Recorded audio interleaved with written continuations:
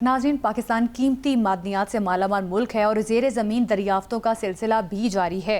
अभी कुछ रिपोर्ट्स ये आ रही हैं कि ब्राइन वाटर फॉर्मेशन में लिथियम की मौजूदगी की तस्दीक हुई है। ये कितनी बड़ी दरियाफ़त है, इससे लिथियम बैटरियों की प्रोडक्शन में किस हद तक मदद मिलेगी, सारे मामले को डिस्कस करते हैं। अब्दुल हनान, जियो साइंटिस्ट, ग्लोबल माइनिंग एक्सपर्ट हमारे साथ मौजूद हैं। अब्दुल हनान साहब, बहुत शुक्रिया आपके वक्त का।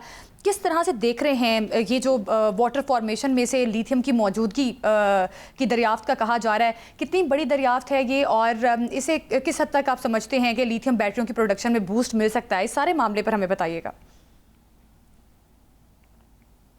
ये जो ओजीडीसी की रीसेंट पायलट प्रोजेक्ट था lithium through the formation water, इसमें आपको बताता चलूं कि पाकिस्तान में लिथियम के मुख्तलिफ रिसोर्सेज हैं।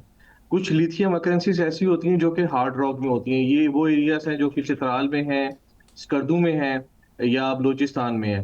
कुछ लिथियम ऐसा अकरेंस होती है जो कि हमें जो सॉल्ट ब्राइन्स होते हैं, सॉल्ट सोल्यूशन होते हैं, उनके अंदर मिलता है।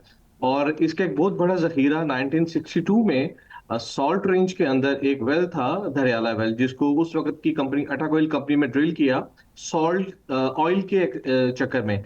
लेकिन जब वेल ड्रिल हुआ तो वो वेल एक्सप्लोड कर गया, और उसके बाद 2014 में एक यूके की फर्म आई थी, एशियन प्रीशियस मिनरल लिमिटेड, जिन्होंने प्रॉपर पोटाश ब्राइन को निकालने के लिए प्रोसेसिंग की थी। और पोटाश ब्राइन दुनिया में सबसे ज्यादा लिथियम की अकरेंसिस होती है। ओजीडीसी ने रिसेंटली, इनका एक प्रोजेक्ट था जो कि उनके, हमें पता है कि दुनिया ग्रीन टेक्नोलॉजी की तरफ जा रही है, सस्टेनेबल सोल्यूशन की तरफ जा रही है। सो हमारी बहुत सी ऐसी फील्ड्स हैं सिंध के अंदर जहाँ पे टेम्परेचर बहुत ज्यादा होता है जब हम ड्रिलिंग करते हैं।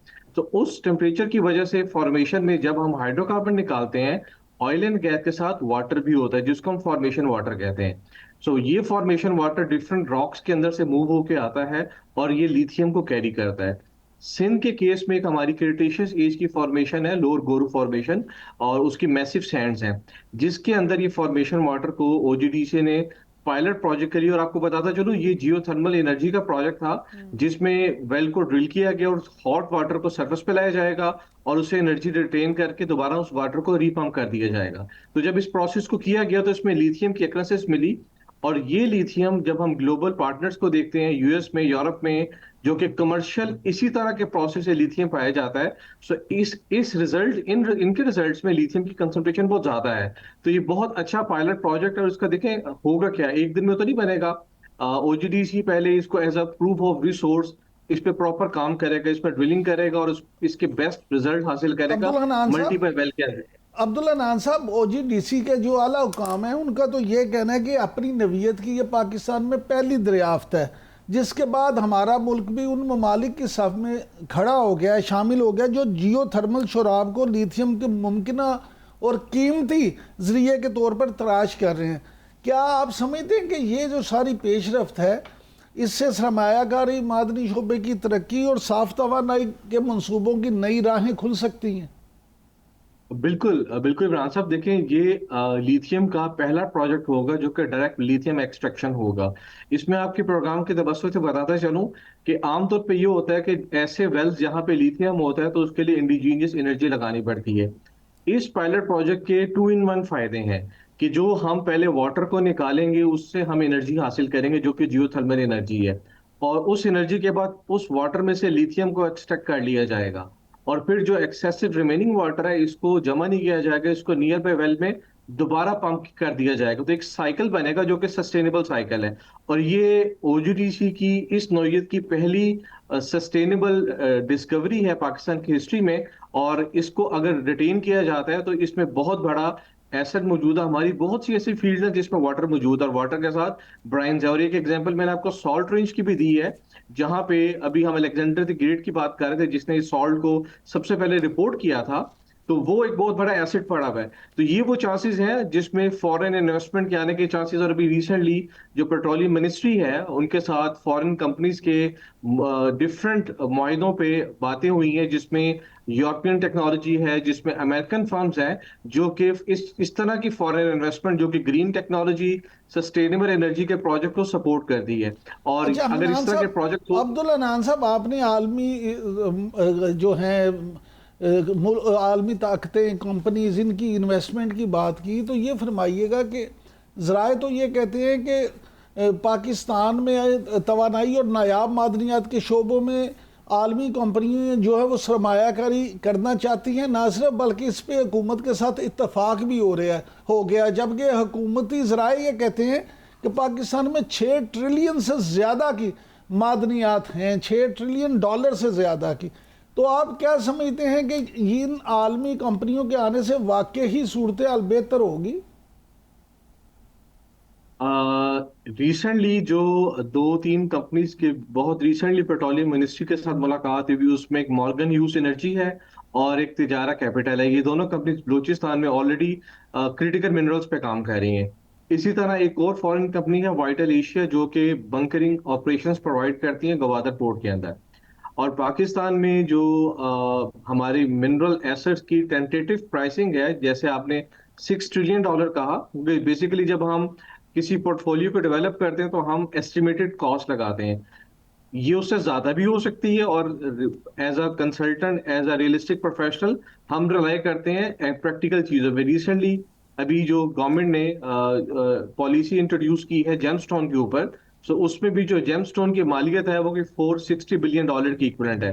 तो बेसिकली वो 6 ट्रिलियन हो या 4 ट्रिलियन हो, अच्छा अमल ये है कि तमाम इदारे उस राइट पाथ की तरफ मूव कर रहे हैं, पॉलिसीज बन अच्छा रही हैं। अब्दुल हनान, जिस तरह से अभी आपने जेम स्टोन की बात की कि इसकी बरामदात को $50 करोड़ तक बढ़ाया जा रहा है, क्या समझते हैं जेम स्टोन बरामदात में इजाफा किस तरह से मुमकिन है? जैनब, अगर हम टेंटेटिवली देखा जाए, जो अभी जो हमारी ट्रेड मिनिस्ट्री है, इन्होंने जो एस्टिमेटेड प्राइस बताई है वो तकरीबन बताई कि पाकिस्तान में 450 बिलियन वर्थ इक्विवेलेंट के जेम स्टोन मौजूद हैं। जबकि हमारी एनुअल जो एक्सपोर्ट है वो $5 to 6 मिलियन है, जो कि just 0.3% of the global trade है। So we are lacking behind 95%। और 2030 तक हमारा ये टारगेट है कि इसको हम 500 से 600 मिलियन तक ले जाएं। इस पॉलिसी में आपको बताता चलो कि बेसिकली पाकिस्तान में एक डिपार्टमेंट था, जेम्स एंड ज्वेलरी डिपार्टमेंट, जो कि 2019 में बंद हो गया। अब गवर्नमेंट ने उसी को मर्ज करके नेशनल वारंटी ऑफिसर बना दिया गया।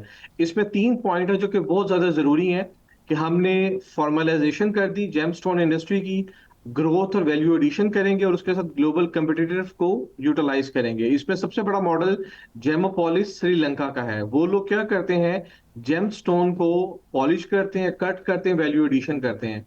इंडिया के अंदर एनुअली कोई $16 बिलियन की प्रॉफिट शेयर होता है, जबकि इंडिया के पास सिर्फ जेम स्टोन है, वो बाकी सारे एक्सपोर्ट करते हैं। पाकिस्तान में आपको बताते हैं स्टेट ऑफ द आर्ट रूबीज हैं, नीलम है, सफायर्स हैं और टोपाज हैं। सो हमें जो गवर्नमेंट की इस पॉलिसी में कट एंड पॉलिश टेक्नोलॉजी, लोगों को अवेयर करना कि जेमस्टोन की वर्थ क्या है और mining method, basically gemstone generally 40 to 50% destroy हो जाता है। तो इस तरह की बहुत सी अवेयरनेसेस है जो कि इस पॉलिसी का पार्ट है। और इसमें सबसे इंपॉर्टेंट चीज है कि गवर्नमेंट ने वैल्यू एडिशन कर दी। कोई भी जेमस्टोन है उसके एक स्पेसिफिक QR कोड होगा जिसको इंटरनेशनल इन्वेस्टर्स, इंटरनेशनल बैंक और ट्रेड्स डिपार्टमेंट है एक्सेप्ट करेंगे। तो मेरा ख्याल है ये जो 5 साल की पॉलिसी है, देर आए दुरुस्त है, एक बहुत बड़ा अमल है। और एक जेमस्टोन एक ऐसा सेक्टर है जो कि वाकई शॉर्ट टर्म के अंदर बहुत बड़ा रेवेन्यू जनरेट कर सकता है। अच्छा अब्दुल हनान साहब, जैसे आपने फरमाया कि ये शॉर्ट टर्म के अंदर बड़ा रेवेन्यू जनरेट हो सकता है, तो आप क्या समझते हैं कि वैल्यू एडिशन से हम इस काबिल हो जाएंगे 6 महीने साल में कि हम आलमी मंडियों में जो है फिनिश प्रोडक्ट पेश कर सकें और फिर वहाँ से उस पर मुनाफा भी कमा सकें और अपने लिए, मुल्क के लिए ज़र मुबादला भी कमा सकें? इमरान साहब, जनरली 6 माह या साल का टाइम तो बहुत कम है, क्योंकि देखें सबसे बड़ी चीज है कि पाकिस्तान में जो जेम इंडस्ट्री है, अगर आपको बताऊं, ये जो लोग रूटीन में जेम स्टोन को माइन करते हैं वो 15,000 फुट 20,000 फुट बुलंदी पे वाक़या वो वेन्स है जहाँ पे जेम स्टोन का निकाला जाता है। क्योंकि जब हम पॉलिसी की बात करते हैं तो हमारे पास वहाँ पे जो लोकल माइनर, उनके पास इंस्ट्रूमेंट्स की कमी है, टूल्स की कमी है, टेक्नोलॉजी की कमी है। तो इसमें 2-3 साल लग सकते हैं। और वैल्यू एडिशन से मुराद अब गवर्नमेंट ने एक इंडिजीनियस एक लैब डेवलप कर रहे हैं इस्लामाबाद में, जहां पे ये state of the art machinery आएगी, वो मशीनरी में इम्प्लीमेंटेशन होगी। और वैल्यू एडिशन तब होती है जब अपने फिनिश प्रोडक्ट को रिफाइन करते हैं, उसमें उसकी ट्रांसपेरेंसी आ जाती है जेमस्टोन की, उसमें जितने फेसेस या कट्स आएंगे या उसका जो नगेट वैल्यू बढ़ेगी। तो मेरा ख्याल है कि अगले 3 सालों में अगर इस पॉलिसी पे अमल दरामद होता है तो हम एक ग्लोबल चेन में बहुत जल्दी, क्योंकि एनविलिन, क्योंकि पाकिस्तान में बहुत अच्छे जेमस्टोन्स हैं और पूरा यूरोप और वेस्ट पाकिस्तान से जेमस्टोन को लेके जाके वेस्टर्न मार्केट में डबल ट्रिपल कॉस्ट पे इसको सेल करते हैं। तो यही अगर रिसोर्स पाकिस्तान में डेवलप होता है, it is among one of the sector जो कि हमारा कॉपर का है, गोल्ड का है, ये एक वो सेक्टर है जिसमें पाकिस्तान बहुत जल्दी तरक्की कर सकता है।